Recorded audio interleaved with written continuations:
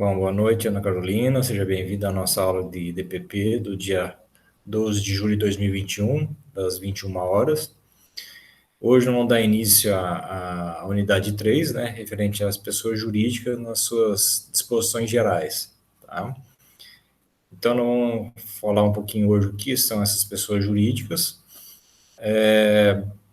falar um pouquinho dessa classificação dessas pessoas jurídicas, que, na verdade, o Código Civil ela inicia a partir do artigo 40, né, e seguintes, vai até o artigo 69, tudo referente a pessoas jurídicas, mas ela já inicia com a classificação, não determinando uma conceituação característica dessas pessoas jurídicas em si.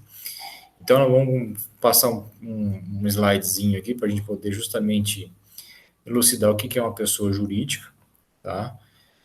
Desmistificar, porque todo mundo, quando a gente começa a trabalhar nesse tema, todo mundo já associa a questão de empresa, né? Só que pessoa jurídica é muito mais ampla do que empresa pura e simplesmente. Ela tem uma variedade de espécies, né, que é bem ampla e não fica somente a figura da empresa ou organização nesse sentido, né? Então a gente tem que ampliar um pouquinho mais essa conceituação, né, para a gente entender que tem que englobar outras espécies de pessoa jurídica. Na verdade, pessoa jurídica é um gênero, né, que engloba várias espécies. E dentre uma das espécies está a empresa, pura e simplesmente. Mas a gente vai ver no decorrer das aulas que existem outras espécies, né, referente à questão da figura da pessoa jurídica em si. Então, deixa eu passar já um slide aqui da nossa introdução da nossa aula aqui, para facilitar justamente esse entendimento, tá? Só um pouquinho. Ver se está apresentando na tela. Apareceu para você aí, Ana? Não apareceu. Que bom. Então, vamos lá. Então, como eu falei para vocês, né, na unidade 3, título 2 das pessoas jurídicas, né, dentro do Código Civil, o capítulo 1 vai tratar dessas disposições gerais.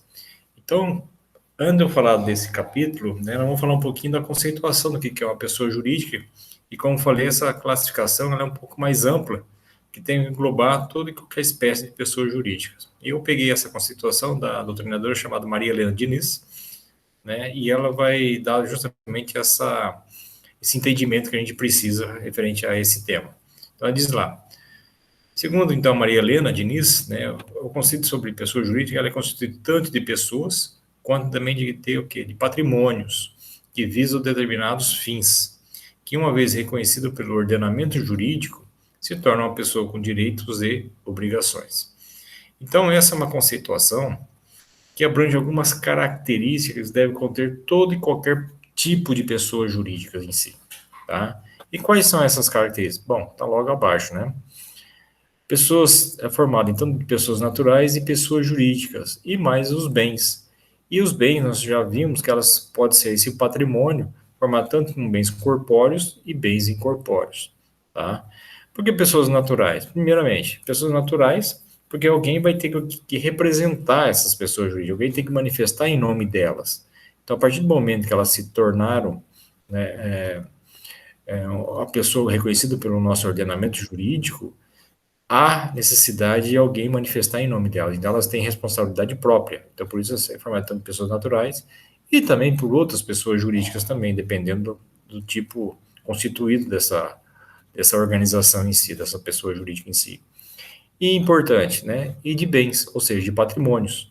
E esses bens, como nós já vimos em aulas anteriores, pode ser tanto os bens corpóreos quanto os bens incorpóreos. Bens corpóreos nós vimos que são aqueles bens materiais, né? Que tem aspecto físico, tem existência física. Uma mesa, uma cadeira, um carro, um prédio, e etc, etc. Né? Então, tem existência, né, palpável nesse sentido. Já os bens incorpóreos, mesmo que não tenham essa existência física, mas apresentam o quê? Valores jurídicos. Então, como uma ação, como uma marca, uma patente. Então, tudo isso pode ser o quê? Agregado como um patrimônio também da própria pessoa jurídica em si. Então, dentre as características, essas são as que já, né, apontam dentro da própria conceituação atribuída a Maria Helena Diniz nesse sentido. Além dessas primeiras características, tem que ter o quê? O reconhecimento através da lei. Esse reconhecimento se dá de que forma?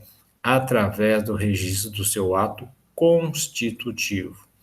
O que é esse ato constitutivo? Ele pode ser tanto um contrato social da pessoa jurídica, como também o estatuto social dessa pessoa jurídica.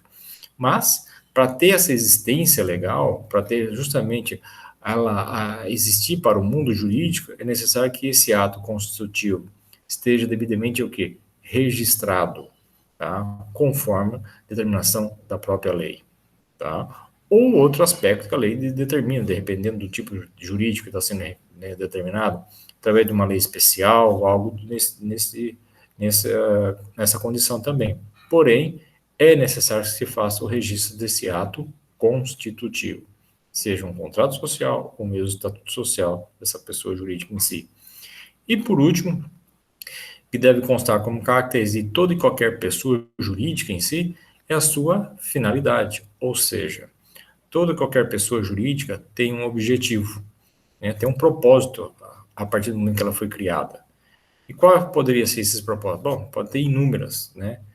Pode ter um fim lucrativo, pode ter um fim social, ou seja, qualquer disposição, né, com objetividade frente à sua criação, se faz a necessária a partir do surgimento dessa pessoa jurídica, ou seja, ter um propósito, ter uma finalidade. Então, essas são algumas características que devem abranger todo tipo de pessoa jurídica em si, né? A sua formação, seja através, né, de quem o representa, ou através do seu patrimônio também, o seu reconhecimento através, né, do registro do seu ato constitutivo, seja em qual condição que a lei determina nesse sentido, e o objetivo, a finalidade com a qual essa pessoa jurídica tem que buscar, sempre o seu propósito nesse sentido, ok? Então, essas são as primeiras determinações que a gente impõe sobre uma questão voltada à pessoa jurídica. Tá tranquilo, Ana? Sim, tranquilo. Beleza. Então, passando para o próximo slide, a gente vai começar a falar um pouquinho dessa classificação, então, que eu mencionei para vocês, né, que se dá a partir do artigo 40 dentro do nosso Código Civil, tá? Então, lá determina o seguinte forma, lá, classificação das pessoas jurídicas. Então, segundo o nosso artigo 40 do Código Civil, ele diz o seguinte: as pessoas jurídicas são de direito público, interno ou externo e de direito privado. Então, essa é a primeira manifestação, né, dos tipos existentes de pessoa jurídica, é a sua classificação. Então, nós já vimos que as pessoas jurídicas existem aquelas que estão no âmbito público e aquelas que estão no âmbito privado, sendo que no âmbito público ainda existe uma divisão dentro dessa categoria, interno ou externo. Então, de acordo com o andamento agora dos próximos artigos, vai discriminar quais são essas pessoas de direito público e de direito privado, e quais são que pertencem ao direito público, interno e externamente.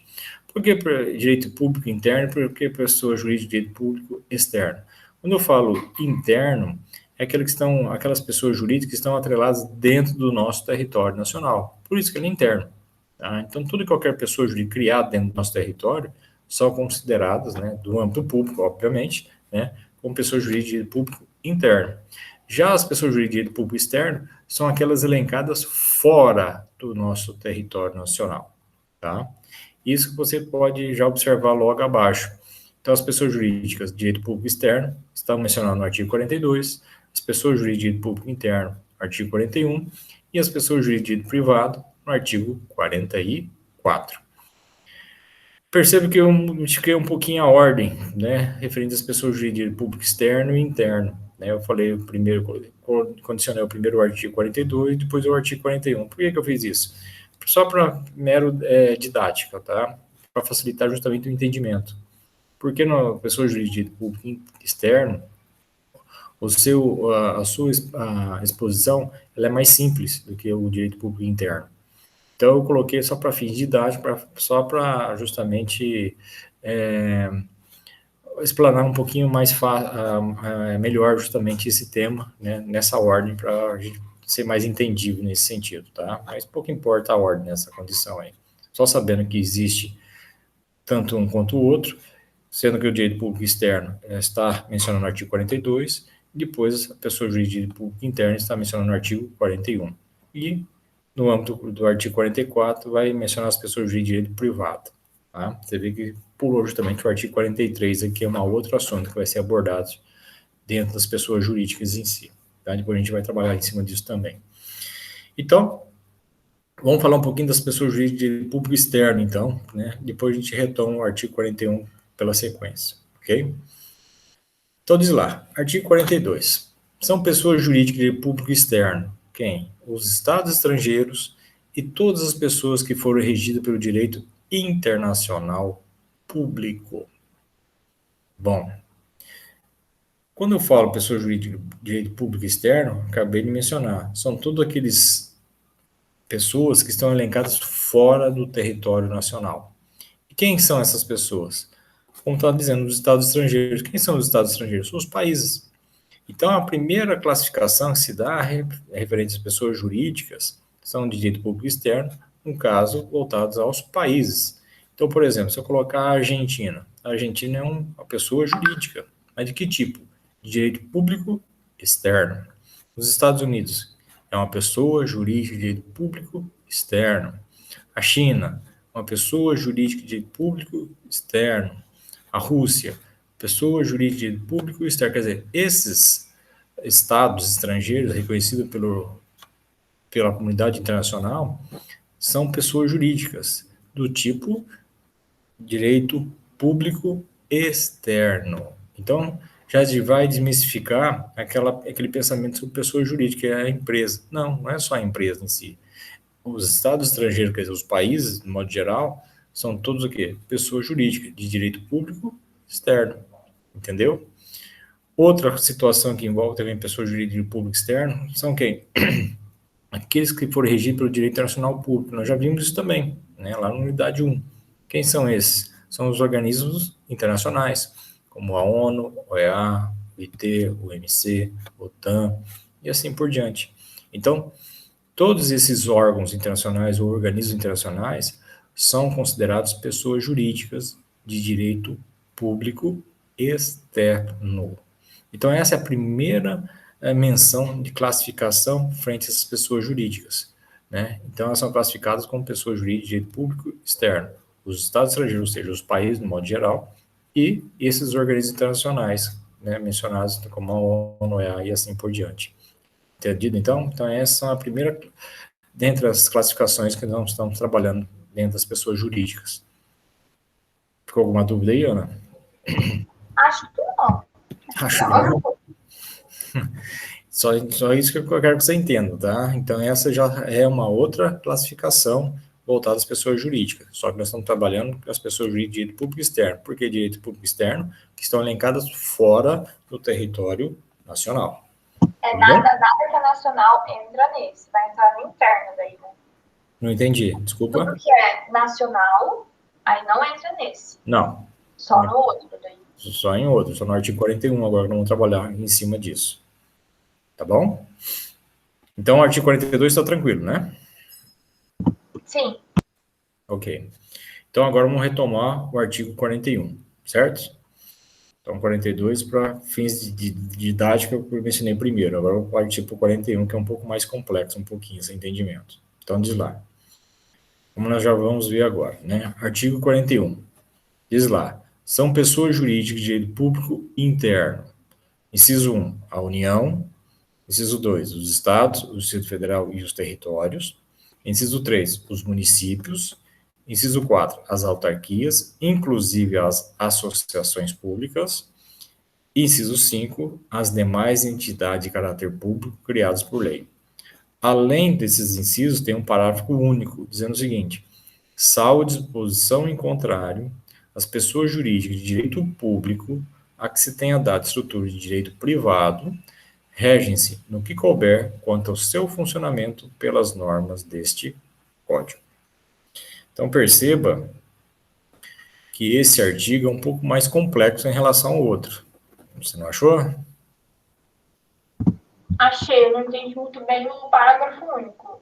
E ele tem muito mais coisas, né, que englobam ele. Pois é, aí que está a dificuldade de entendimento agora referente a esse artigo, tá? Por que isso? Quando a gente trabalhou, né, naquela classificação da ciência jurídica, os ramos do direito, né? Você lembra quando que a gente, em que área a gente classificou o Código Civil, o Direito Civil? Em que área? Se era área pública ou privada, alguma coisa assim? Ou misto, né? Não sei. Pública. Não, privada? Não, não lembrava. Eu lembro de você falando lá. Não, verdade. Tá? Ela pertence à área do direito privado, ok? E aí que começa a dificuldade. Por quê? O Código Civil, né, que é a legislação que representa o direito civil, o que foi relacionado ao âmbito privado, ela tem a obrigação de manifestar, de apresentar para a gente, tá ok? Só que o que você perceba, né? Ela está falando sobre questões de ordem pública aqui agora, ó, direito público interno. E falou a União, os estados, o Distrito Federal, os territórios, os municípios, as autarquias, inclusive as associações públicas, e depois no inciso quinto, ele só colocou no ar as demais entidades de caráter público criadas por lei. Ela não descreveu quais são essas entidades, simplesmente colocou que existem outras entidades, né, de caráter público criadas por lei. E além do mais, foi mencionado também um parágrafo, né, dizendo o seguinte: salvo disposição em contrário, quer dizer, abre uma exceção, né. Na outra situação, existe a situação da seguinte forma: as pessoas jurídicas de direito público a que se tenha dado estrutura de direito privado, quer dizer, existe um órgão público, mas que tem estrutura de direito privado, regem no que couber quanto ao seu funcionamento pelas normas deste código. Não explorou mais nada. Então, aí que está a indagação, né? Quais são esses órgãos, né? Como é que isso funciona? Mas por que ela só mencionou? Porque não é da obrigação dela explanar a respeito, porque não pertence à área pública, e sim à área privada. Então, tudo que for de área privada, o código vai explanar a respeito. Agora, aqui está relacionado à área pública. E para a questão de área pública, ela não tem essa competência para poder ficar explanando a respeito. Você entendeu? Então, essa é a dificuldade. Porque simplesmente ela coloca que existe, né, outros órgãos, outras entidades, né, na verdade, né, que têm, né, uma forma de estrutura, né, diferente que tem no âmbito privado. E, além do mais, existe a estrutura, né, de órgãos públicos que tem estrutura de âmbito privado, mas ele só colocou a sua existência, mas não mencionou quais são. É aí que está o problema. Para a gente poder discutir um pouquinho a respeito disso, nós temos que esquecer essa área do âmbito privado, né, que a gente está discorrendo até agora dentro do Código Civil, e adentrar um pouco no âmbito do âmbito público. Seja bem-vinda, Fabiana. Tudo bem? Alô, Fabiana. Tudo bem? Não sei se está me ouvindo ou não, mas você chegou numa hora bem importante aqui, tá? Nós estamos discutindo sobre pessoas jurídicas, e aí nós estamos trabalhando em cima do artigo 41. E eu estava explicando para a Ana aqui que esse artigo 41 ela tem uma particularidade que retrata justamente a órgãos. Oi? Oi, Tudo bem? Tá me ouvindo? tô. Então tá bom. Seja bem-vindo então, tá? Obrigada. E aí o que acontece? Esse artigo 41 ela tem uma particularidade, por quê? Porque ela está trabalhando sobre tema voltado ao âmbito público.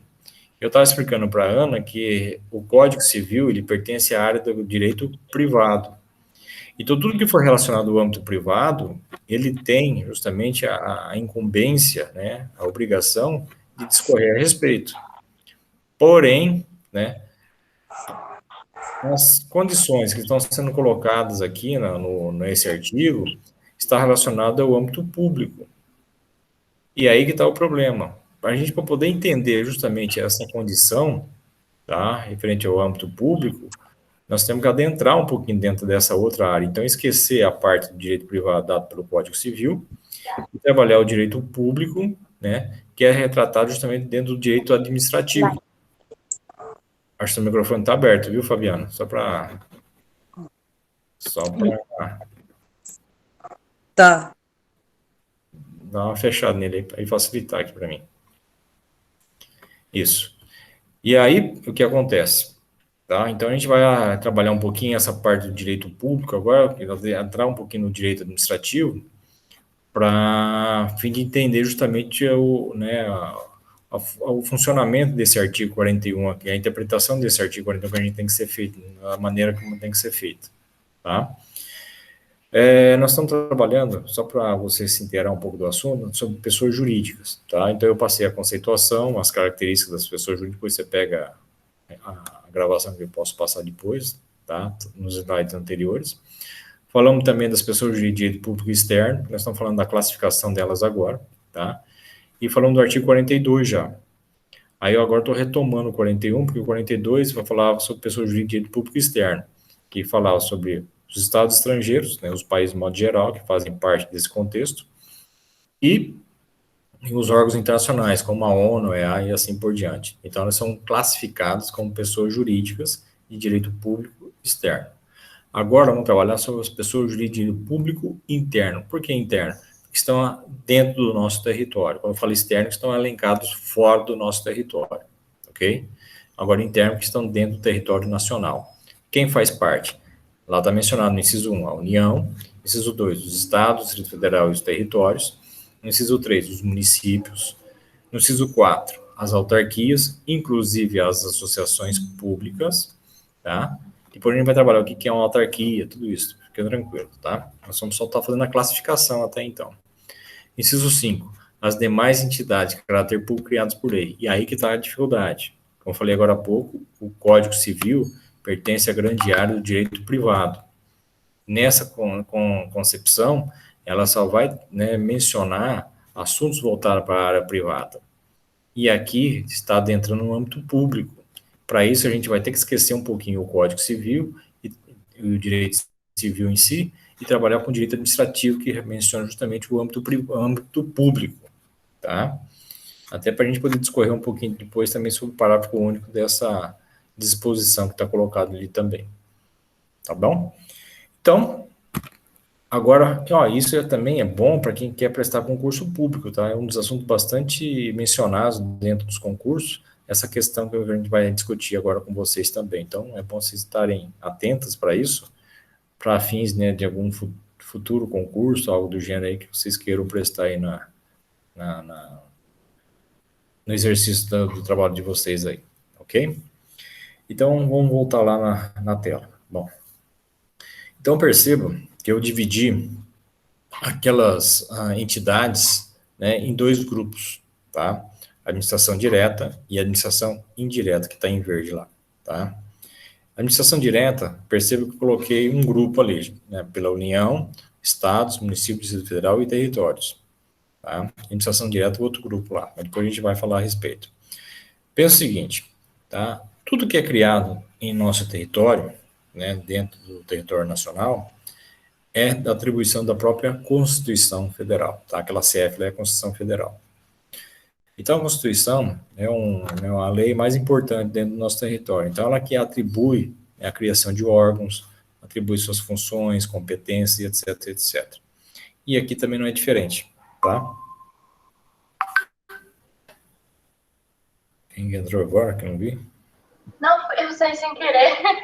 Ah, tá. Eu pensei que tinha entrado alguém aqui. Não. Então, tá bom.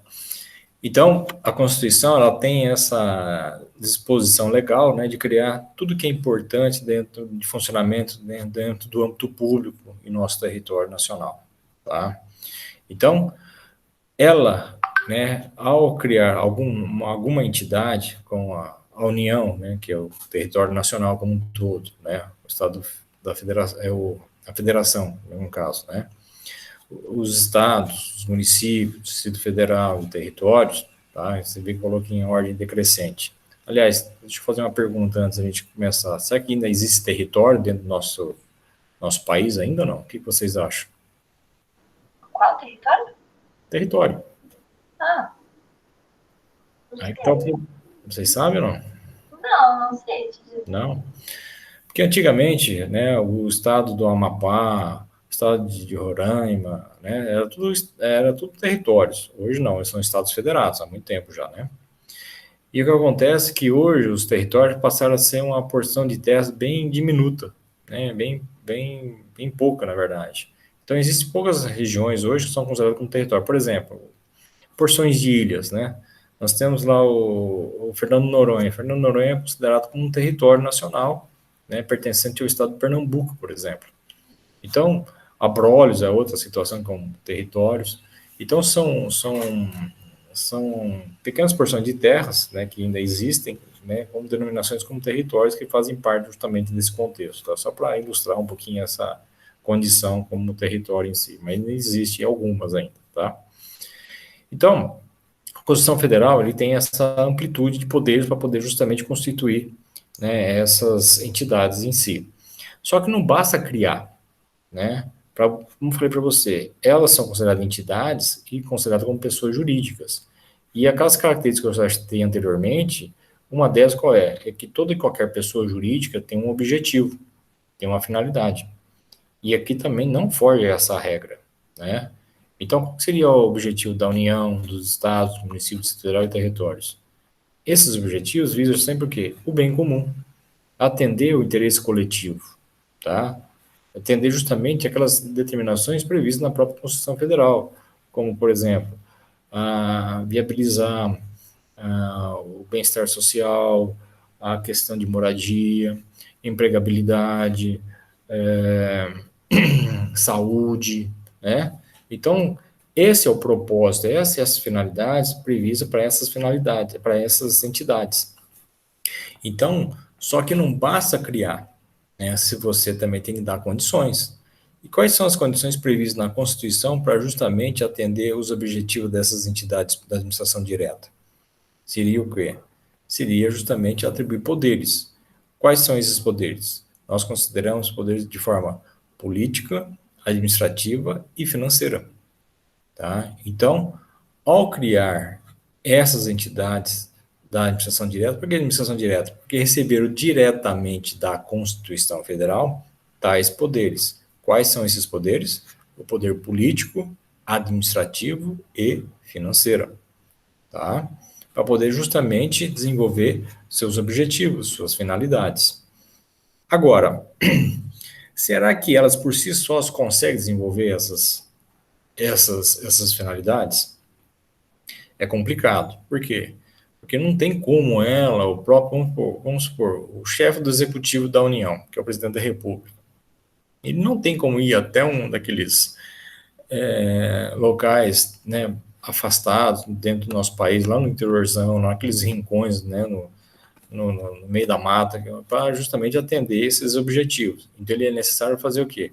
Criar órgãos menores, né? Para fazer justamente o quê? O atendimento desses objetivos, que é visar sempre o quê? O interesse público. Nessa atribuição de poder, nessa atribuição de criar órgãos, também tem que ser feito o quê? Como falei agora há pouco, não basta você ter, é necessário você dar condições. E essas condições é através do quê? Da atribuição de poderes. Quais são os poderes? Os poderes que ele recebeu da Constituição Federal.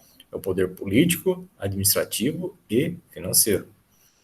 Não digo tanto político, porque o político está sempre atrelado a muitas outras situações, né? Mas geralmente são as questões políticas, administrativas e financeiras que têm o maior desenvolvimento nesse sentido, tá? Só que a forma que é atribuído a esses poderes pode ocorrer de duas situações, ou de uma forma desconcentrada, ou de uma forma descentralizada. Então, existe a desconcentração de poderes e a descentralização de poderes. Se a atribuição de poderes a órgãos menores criados, por exemplo, foi criado lá o ministérios, secretarias, departamentos e gabinetes, ok? Quem cria o ministério? Por exemplo, a União. Então, a União, né, pode criar o Ministério da Saúde, o Ministério da Educação, o Ministério da Economia e etc. Né? Tanto a União, Estados, municípios, federal e territórios pode criar também secretarias, departamentos e gabinetes, ok? Mas vamos supor, esses órgãos menores, cada um vai ter o quê? Um fim específico para atender o quê? A sociedade, tá? Só que o poder que é atribuído a eles foi de uma forma chamada o quê? Desconcentração de poderes, ou o poder desconcentrado. O que significa isso? São aqueles poderes que têm uma relação de dependência em relação à entidade da administração direta que a criou e que deu a sua origem. Vocês entenderam? Então, vamos supor, quem criou o ministério foi a União. Então, a União, ela tem justamente o quê? Essa capacidade, né, de criar um ministério, só que de uma forma desconcentrada. Então, se o ministério, né, algum membro do ministério, seja o seu ministro, por exemplo, cometer alguma irregularidade, cometer alguma ilicitude, né, pode recair diretamente ao chefe da União essa responsabilidade. Ele é corresponsável por essa atitude, por esse ato. Por quê? Porque o poder atribuído a esse órgão foi de uma forma desconcentrada, ou seja, existe uma relação de dependência em relação à entidade da administração direta que deu a sua formação e sua origem. Diferente daqueles órgãos que são criados de uma forma descentralizada, ou seja, existe a descentralização de poderes. Nessa condição, né, o órgão se torna o quê? Independente. Há uma certa ruptura em relação à entidade da administração direta que dá sua formação e sua origem. Tanto que eles são conhecidos como administração indireta. Por que indireta? Porque receberam indiretamente da Constituição os poderes a eles atribuídos. Quais são esses poderes? Poder político, administrativo e financeiro. Entenderam? Quem faz parte dessa condição? Não estou falando agora há pouco, né? Não estamos falando sobre direito público. Nesse caso, encaixa quem? Como foi lá mencionado lá no inciso 4, as autarquias. Além delas, as associações públicas também, que já estava mencionado. Só que aí a gente vai acrescentar quem? Aquilo que está só, né, mencionado vagamente lá no inciso 5º, as demais entidades de caráter público criadas por lei. Quais são elas? A gente complementou agora, porque a gente está trabalhando justamente dentro da administração pública. Quem são? Fundações públicas, empresas públicas e sociedades de economia mista. Então, aqui, complementa justamente aquilo que foi só discorrido de uma maneira bastante vaga lá no inciso 5º, né, que faz parte da administração indireta. Volto a repetir, porque a administração direta, porque receberam indiretamente da Constituição, porque teve que passar pelo crivo da administração direta, os poderes a eles atribuídos para poder desenvolver seus objetivos. Quais são elas? O poder político, administrativo e financeiro. Certo? Então, repetindo novamente, tá? Então, a Constituição Federal, ela tem poderes para poder justamente o quê? Criar, né, desenvolver, atribuir competências, né, e funções a toda e qualquer entidade ou órgão criado dentro do nosso território. Então, ao criar a União, os estados, municípios, Distrito Federal e territórios, a Constituição Federal também atribuiu o quê? Poderes a essas entidades para poder o quê? Desenvolver os seus objetivos. A grosso modo, qual seria esse objetivo? Atender a sociedade como um todo, né? Tendo do bem comum a quem interessar nesse sentido. Só que não basta simplesmente você criar, você também atribuir esses poderes para poder dar esse desenvolvimento. Porém, a União, Estados, Municípios, Distrito Federal e Territórios, por si sós, não conseguem, né, desenvolver sozinho essas atividades, esses objetivos. Então, elas têm o quê? A incumbência de criar órgãos, no caso, órgãos menores, para poder justamente o quê? Atender diretamente quem realmente necessita, a sociedade. Só que a atribuição, né, da criação desses órgãos em si, tá, esses órgãos menores, se faz também a atribuição de poderes, os poderes dos quais eles receberam da nossa Constituição Federal, o poder político, administrativo e financeiro. E ela pode ocorrer de duas formas, né? De forma desconcentrada e da forma descentralizada. Se ocorrer a desconcentração de poderes, eles vão atribuir a órgãos que ainda pertencem ao núcleo da administração direta, ou seja, existe uma relação de dependência em relação à entidade da administração direta que deu sua formação, a sua origem. No caso, recai aos ministérios, secretarias, departamentos e os gabinetes. Todos eles são considerados como pessoas jurídicas, ok? Se ocorrer de uma forma descentralizada, aí existe o quê? Essa tal independência em relação à administração direta. Nesse caso, criou-se o grupo da administração indireta, porque receberam indiretamente tais poderes da Constituição Federal, político, administrativo e financeiro. Quem faz parte? São as autarquias, as associações públicas, fundações públicas, empresas públicas e sociedade de economia mista. Meninas, dúvidas quais são? Acho que sem dúvidas. Oi? Não entendi. Acho que sem dúvidas. Tem dúvidas? Que bom. Então, e você, Fabiano, consegue? Tem alguma dúvida ou tá tranquilo?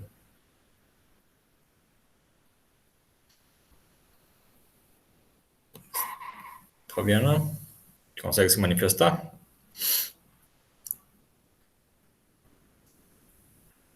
Bom, então essa é a condição. Por que que eu estou falando isso? Porque a gente tinha que adentrar um pouquinho dentro do direito público, né? Para a gente poder justamente entender todo esse mecanismo. Falei agora há pouco, o Código Civil pertence ao direito privado e simplesmente jogou no ar, né? Deixou, né, muito a desejar, vamos dizer assim, né, esse conhecimento, porque não é da competência dele. A competência dele é restrita ao direito privado. Como está mencionando sobre pessoas jurídicas, e as pessoas jurídicas existem tanto de âmbito privado como no âmbito público, então ela se fez até a mencionar, né, a respeito dessa existência desses tipos de pessoas jurídicas. Porém, essa competência de poder discorrer a respeito cabe, né, ao direito público, especificamente dentro do direito administrativo, é isso que nós estamos falando para vocês aqui. E essa discussão sobre desconcentração e descentralização de poderes se dá dessa forma. Então, para a gente poder ilustrar um pouquinho mais essa condição, eu vou tentar fazer uma analogia para ficar mais entendível essa situação ainda. Então, imagina o seguinte, tá? Pensa que a administração direta, União, Estados, Município, Distrito Federal e território, seja o pai de dois filhos, tá? Um filho menor de idade e outro filho maior de idade, tá? Então, um filho que tenha capacidade civil e outro filho que não tem essa capacidade civil. Então, o menor de idade é incapaz e o filho maior seria capaz. Dentro desses critérios, né, de analogia que eu estou fazendo com vocês, dessa comparação, quem seria o filho menor, quem seria o filho maior? Seria o desconcentrado ou descentralizado? O que vocês acham?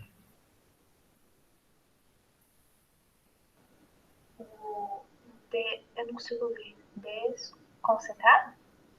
Quem que é o desconcentrado? É o menor ou o maior? Maior. Oi? O maior? Desconcentrado é o maior? Ai, agora eu não sei, agora você me deixou em dúvida. Ah, não. O descentralizado é o verdinho, que tá com tudo aqueles ali, né? Isso. E aí o outro azulzinho tá só com aqueles ali. Então, quem que é o maior, quem que é o menor? O descentralizado é o maior e o desconcentrado é o menor. É isso aí. Porque eu falei agora há pouco, quem tem a relação de dependência é o desconcentrado, né? Então, o filho menor, ele tem uma dependência em relação ao pai, não tem? Ele depende de tudo que o pai, né, passa para ele. Então, esse é o órgão desconcentrado. Já o filho maior, ele é independente, ele tem que se virar, certo? Então, ele é o órgão que é descentralizado, tá? Então, fazendo essa analogia, eu acho que fica mais claro essa situação de desconcentração e descentralização. Então, eu volto a repetir. O filho menor é aquele filho que depende do pai, é o desconcentrado. E o filho maior é independente do pai, é o descentralizado. Entendido? Então, essa é uma das configurações. Essa é uma das configurações que se tem a respeito dessa questão da desconcentração e da descentralização. Eu acho que isso facilita bastante esse entendimento aí. Não sei se ficou claro isso para vocês aí. Ficou assim. Ficou, né? Eu acho que facilita bastante o entendimento aí, tá? Então, essa é uma das configurações que se tem referente ao artigo 41, tá? Só que agora nós estamos só falando da classificação em si. Depois a gente vai discorrer um pouquinho mais a respeito de cada um desses temas aí depois, sobre uma autarquia, vamos falar um pouquinho do parágrafo único, aquela questão toda. Mas até agora eu estou só fazendo a classificação dessas pessoas jurídicas em si, tá certo? E além do mais, só para a gente poder concluir esse assunto ali voltar desse artigo 48, depois a gente vai retomar para uma outra forma, tá? Então diz lá, poderes oferecidos pela Constituição Federal para as pessoas jurídicas passam a atingir o quê? Suas finalidades. Então, como eu falei, toda e qualquer pessoa jurídica tem que ter essa finalidade, né? E quais são esses poderes que dados pela Constituição Federal a essas pessoas? Os poderes políticos, administrativos e financeiros. Então, o que é uma desconcentração de poderes? Quando a pessoa jurídica criada está atrelada de forma que conjunta à administração direta, cuja responsabilidade de seus atos recai à própria pessoa jurídica da administração direta que lhe deu o quê? A sua origem.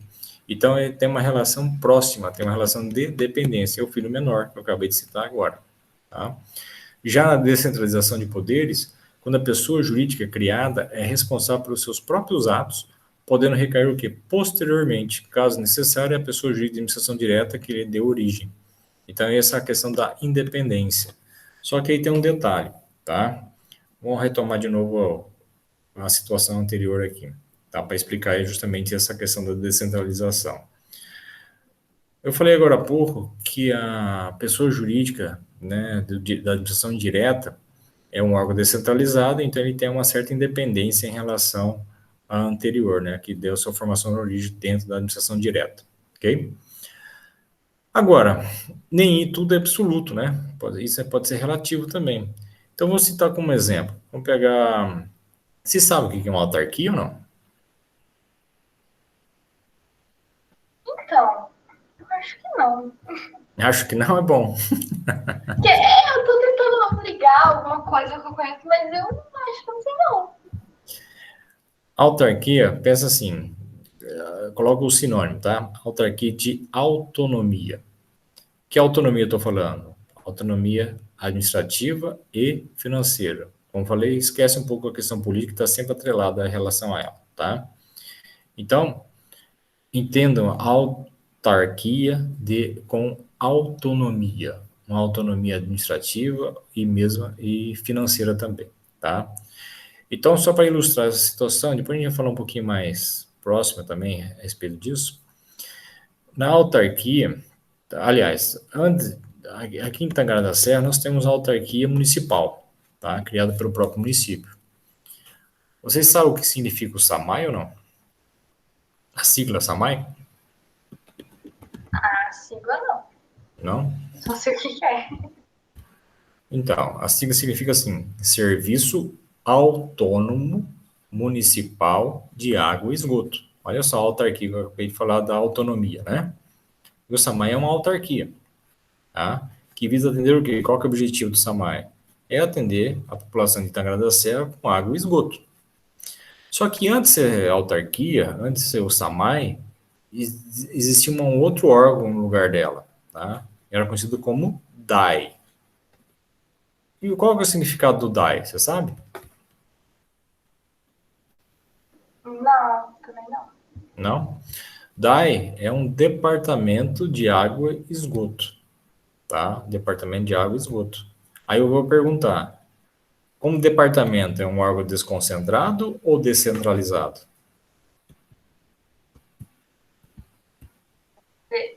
Desconcentrado. Desconcentrado, ou seja, tem uma relação de dependência, é um filho menor aí, né? Incapaz, certo? O que o município fez? Né? Extinguiu o DAI e constituiu justamente o quê? O SAMAI. Ou seja, acabou dando o quê? Essa emancipação, vamos dizer assim, né? Vamos fazer essas analogias aí, né? Acabou esse filho tornando maior de idade.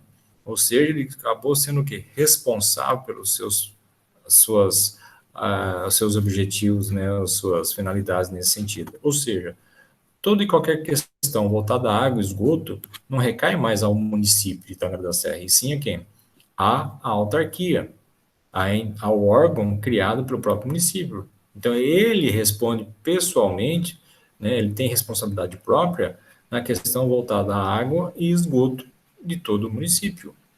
Então, o município simplesmente tirou a responsabilidade que recaía a ele como como DAI, vamos dizer assim, né, como departamento, como eu falei, no departamento tem uma relação mais de dependência. E criou o SAMAI. Nesse caso, é uma autarquia. E como a entidade autárquica, né, como um órgão autárquico, ela tem responsabilidade própria. Então, ela assume essa responsabilidade para atender os seus objetivos, que é visar a água e o esgoto para todo, né, o município de Itangará da Serra. Entendido? Então, essa foi a grande diferença que se tem hoje, né? Através de uma lei especial, foi tudo criado dentro da legalidade que a lei prevê nesse sentido, tá? Agora, como filho maior que ela se tornou, né, como SAMAI, não quer dizer também que essa condição é absoluta, a responsabilidade só recai a ela. Não quer dizer isso. Como acontece também na pessoa física. De repente, esse filho maior pega e engravida a namorada. E ele não tem condições de o quê? De arcar com essa responsabilidade. Pode recair a quem essa responsabilidade, caso o rapaz aí que engravidou, né? Quem vem depois assumir essa responsabilidade caso ele não tenha condições para isso? Os pais. Se os pais tiverem condições, né, ele vai acabar assumindo essa responsabilidade daquele que fez, não é isso? No caso, seu filho. E acontece a mesma coisa. Quando o SAMAI, no caso, não tiver condições de arcar com toda e qualquer responsabilidade ao qual ela foi criada para assumir essa finalidade, o município vai ter que arcar também com esse problema. Mas, em princípio, quem deve assumir é o próprio órgão autárquico, ou seja, a autarquia, no caso do SAMAI. Tá? Quando era departamento, não, já era direto ao município essa responsabilidade. No caso aqui, agora não. Quem tem assumir responsabilidade, cobrança, ampliação, né, atendimento, tecnologia, etc., para atender água e esgoto dentro da região de Itangará da Serra, recai ao SAMAI, ao órgão autárquico, né, a autarquia nesse caso. Como eu falei, ele tem uma certa independência em relação à administração direta que a criou, no caso, o município. Agora, caso realmente não tenha mais condições, a autarquia vai ter que vir e assumir o município vai ter que arcar com essa responsabilidade a posterior em si, certo? Como acontece também com as pessoas físicas também nesse sentido. Então, é só uma ilustração que eu estou fazendo aqui para a gente poder entender um pouquinho melhor esse mecanismo, que a gente vai trabalhar um pouquinho mais a posterior em outro momento sobre isso também, tá? Só para vocês entenderem o que é uma autarquia, né? E como é que é o funcionamento da questão da administração indireta e da administração direta em si. Ficou claro? Sim. Estão tranquilos? Uhum. Então, gente, com isso eu vou concluir a aula de hoje, tá? Porque eu tenho que preparar um outro slide lá depois para a gente poder dar continuidade referente a esse tema, tá? E aí a gente vai ilustrar um pouquinho mais depois sobre cada uma delas, tá? Sobre a autarquia, associações públicas, fundações públicas, né? Ainda falar um pouquinho da classificação das pessoas jurídicas e privadas, que é o artigo 44. Vou falar sobre a questão da responsabilidade civil das pessoas jurídicas, que é o artigo 43, e etc, etc. Tá bom? Então, com isso, a gente conclui, caso ninguém tenha dúvida mais alguma, tá? Eu vou encerrar a aula de hoje. Alguma dúvida? Da minha parte, não. Fabiana, você consegue manifestar alguma coisa?